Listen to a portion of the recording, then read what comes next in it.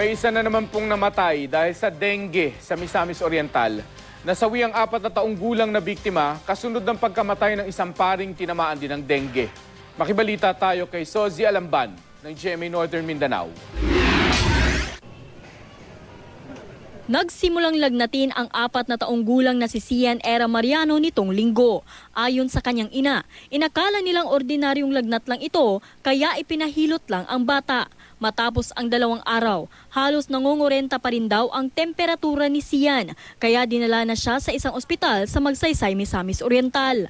Nag-ingon naman ang doktor nga kanang nalo siya signs, mga signs and symptoms na kaya ang iyang lagnat kanang walay undang-undang, perminti lang 38.9. Nitong Miyerkules, ipinalipat ang bata sa Northern Mindanao Medical Center sa Cagayan de Oro City dahil lumalala na ang kalagayan nito. Nagkaroon na ng komplikasyon ang dengue virus sa kanyang mga baga. Natambunan ang ihang lungs bitaw sa kanang tubig na lumos. Hangos man siya. Anak man siya. So patubuhan. Ingon ang doktor nga tubuhan kay delikado. Nisugot ko, tubuhan. Tunay, wala nagig siya nakaka... Mabilis ang paglala ng kondisyon ni Cian. Hanggang bandang 2:00 ng hapon kahapon, binawian ng buhay ang musmos.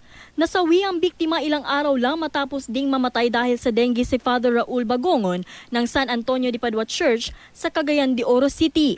Naalarma na ang health office ng lungsod dahil sa dumaraming bilang ng namamatay dahil sa naturang sakit. Bumuo na raw ng Task Force Dengue ang City Health Office para pigilan ang pagdami ng kaso ng dengue. Sozi Alamban, Nagbabalita, Pilipinas.